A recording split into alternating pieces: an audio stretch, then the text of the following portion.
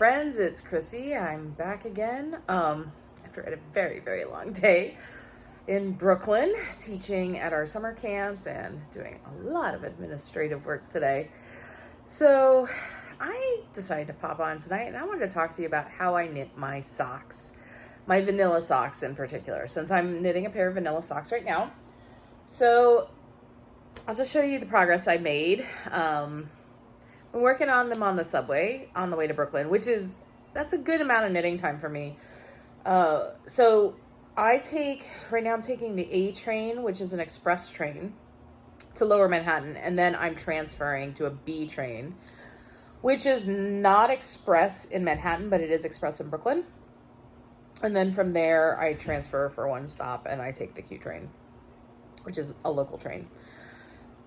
Typically, I'm spending just about an hour on the subway itself, and then there's like transfer time and waiting time and walking to the school time. So I am kind of going between, like, I have to put my knitting down a lot. So I'm kind of glad I'm where I am now, because the last 2 days I was working on the heel flap and the heel turn, and that can be tricky when you have to suddenly stop and get off and transfer trains.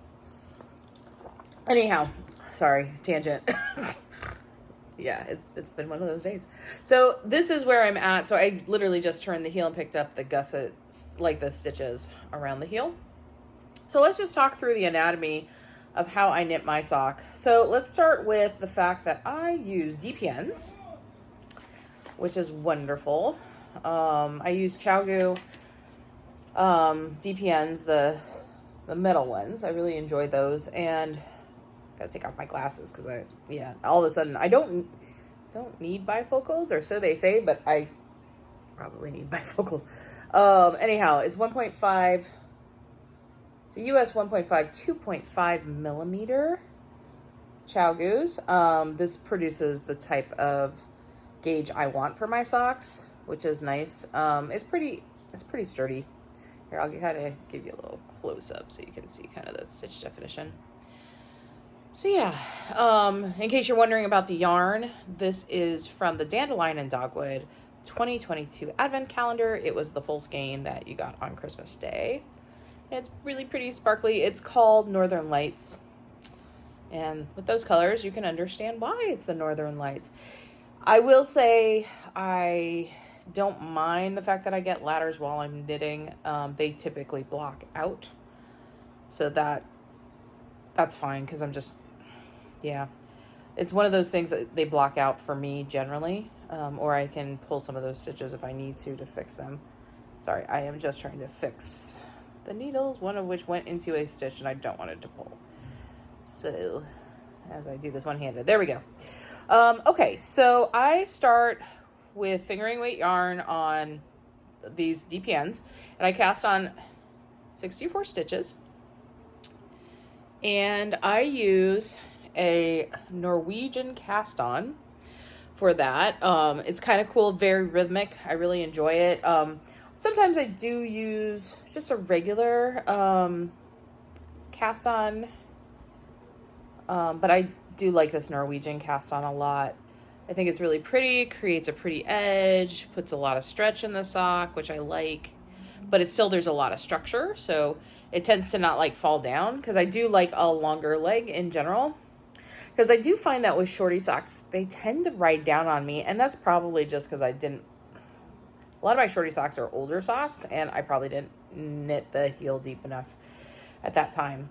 So I do, again, 64 stitches, and this pair is with a 1x1 twisted rib. I do enjoy that. I like the look of it. I think it's really pretty. And then I go into stockinette if I'm knitting vanilla. And I use 4 needles. I know some people use 3 and knit with 1. I keep it on 4 needles and knit with a 5th. So I evenly divide the stitches, so that puts 16 stitches on my needles, and I just knit round and round and round and round and round, trying not to get a ladder. I try to pull that second stitch in when possible, when I see it start to kind of spread out a little bit.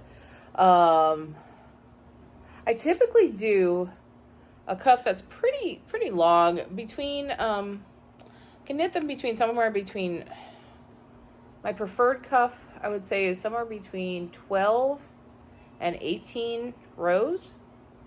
Sometimes I'll go up to 20. I don't like doing anything smaller than 12. I do find the kind of sweet spot is really between 15 and 18 for me, because then it doesn't look quite too long. I think, I can't remember how many are in this one. It might be 18. 1, 2, 3, 4, 5, 6, 7, 8, 12, 13, 14. This one actually is a 15 row cuff. So yeah, but I have knit them pretty big. But yeah, usually around 15, 12, 15, or 16, or 18. 20 would be like that. That might be a little bit too long. But then if I'm just doing what I want to do, I do a 60 row leg before I go to my heel. My heel is typically a slip stitch heel, and the way I do that, so the back 2 needles, I will start it on the knit row. So I'll slip the first stitch, then I will knit, slip, all the way to the end, so that you end with a knit stitch. Coming back on the other side, I slip the first stitch again, and I purl across. And I try to slip everything on the knit side, knitwise, and on the purl side, purlwise. I do this, basically I'll do that repeat, that, you know, if row 1 is your knit side and row 2 is the wrong side, your purl side. I do that repeat for 16 times before I do the heel turn. And my preferred heel turn right here is square-ish. It, you know, it's like a rectangle, let's be real. Or an oval. It kind of looks like an oval, but anyway, at least I think this is a square one. So what I do is I slip the first stitch, then I knit for 20 stitches across for a 64 stitch count. Then I SSK, so slip, slip, knit, turn the work, and then I slip the first stitch, and then I purl 10, and then I purl 2 together and turn it around, and basically it creates between the slip, slip stitch and the next one you'll see a little gap, and that's where you're gonna slip, slip, knit. For the SSK, you'll always see that gap, and so you know when to turn. That actually makes for lovely subway knitting, because it's just reading your knitting, but it's basically 10 stitches across each time, and you're always like incorporating one more. So it creates this really nice, beautiful heel. Then you do it until all the stitches are basically gone. Then you start to pick up the stitches. I knit across the heel because you end on the wrong side. So you knit across the heel, and then you start picking up stitches. I tend to pick up 16 stitches along the edge, and you have those slip stitches where you can just kind of pick those up. So it's a really beautiful edge. Then knit across the front, and then do the same coming back, where I pick up 16 stitches. And then, so in your heel turn, you'd be like, the actual heel turn part is 12 stitches across. So then on that last round where I picked up 16, I knit across 6. So then I have an even number on all of the 2 needles that have all of the gusset, or I mean the heel stitches on it, before you do the gusset decreases. Then I do a round of plain knitting. Wait, nope, I tell a lie. I do a round where I decrease. And if I remember right, I think you slip, slip, knit, and then you knit on the other side. If it's different, I'll put it down here. But anyway, you go around, and I do every other row until I've decreased enough stitches so I get back to 64 stitches. So it's like you have a decrease row, plain row, decrease row, plain row. So it's not too dramatic a stitch count difference. And then I just knit until my desired length. What I have found for my foot, it's actually very symmetrical, because I have like hobbit feet, and they look like, I don't know, they just remind me of like squares. They're kind of funny. They're very wide. Anyhow, what I end up doing is from the heel, I knit 60 rows, just like I do the leg, and then I go to my toe. And again, I do my toe decreases like I do my gusset decreases. But I'll so that I get a really nice gusset decrease. I'm trying to remember. I think I knit one stitch and then I do a decrease, if I remember right. Again, I'll put it down below. It's been a long day, so please forgive me if I'm wrong. But I keep knitting that way until I have 7 stitches on each of the needles. Then I put 14 stitches on the front needles, 14 stitches on the back needles, and I Kitchener close. Pretty simple. I think it's pretty standard. I'm sure a lot of people knit their socks in a very similar vein. What I like about kind of doing some of the symmetry type stuff where it's like, unlike Josh, I like symmetry, is it's very easy and rhythmic, and it's something that can kind of just be almost mindless when there's a lot going on around you. Keep in mind, I'm a mom. Keep in mind, I do my knitting on the train. So I wanted something that I can read very fast. So like I used to try to do patterns where like the gusset decreases would start slower and then you'd get quicker and quicker, or the toe decreases would start slower and you'd get quicker and quicker. And I could just never remember which row I was in. It's so much easier for my brain at this time of my life, with all of the distractions I have at all times, to just do something that's very rhythmic, simple, and not, like you could just read it. Did I do a decrease of the row before or not? Yeah, so that's the way I knit my socks. So I'm hoping today is Wednesday all day. I think it is August the 2nd. So yes, that's a Wednesday. Tomorrow I have another long journey to Brooklyn in the morning. I tend to do my knitting on the way to camp, so that I have some quiet time to focus right now, and then I'll knit at night. But it's funny because when I'm in the car with Ethan right now, we end up just talking the whole time, and me closing my eyes sometimes, just because New York traffic is a little crazy. You will see, actually, because in the video I've recorded for you to see today, the GPS took us on the East Side Highway, so we got some beautiful views of Brooklyn and the Brooklyn Bridge, but you could also see some crazy drivers in the video. So, yeah, so we end up talking, and, and that's, I can talk and knit, but after, like, I just need that time to not do hardly anything, except just, like, vent and talk. Yeah, so there's my socks. I hope you enjoyed seeing how I knit vanilla socks. At least at this time of my life, that's how I knit my vanilla socks. But I'm hoping I will get them kind of wrapped up in the next, maybe not by Friday, but I also have public transportation next week to the Bronx. That will be bus knitting, if not long subways, because of where I have to go. I think I'm taking the bus. If the bus isn't too crowded, I'll do that. Thank you so much for joining me today. I'm going to be popping some great video footage of my journeys throughout the day from Manhattan to Brooklyn and back. And I have some bonus footage at the end and a little bit of a spooky story of something real that actually happened this morning. So thanks so much for joining me. I'll see you later. Bye.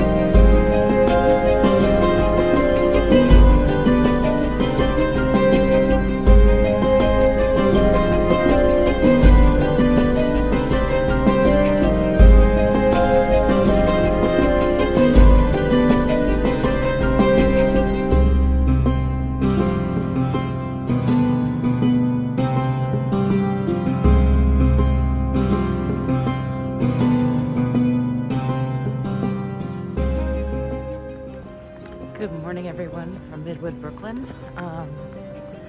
Yeah, we're back at camp today. Today is August the 2nd, and it's hopefully going to be a good day. I'm very tired. The travel daily, 1.5 hours to, 1.5 hours from, or more. Yeah, it's starting to wear me out just a little bit, but that's okay. It's a beautiful, beautiful summer day. Actually, the weather is perfect today. So I'll take you along a little bit in Brooklyn today, and we'll see what we get into.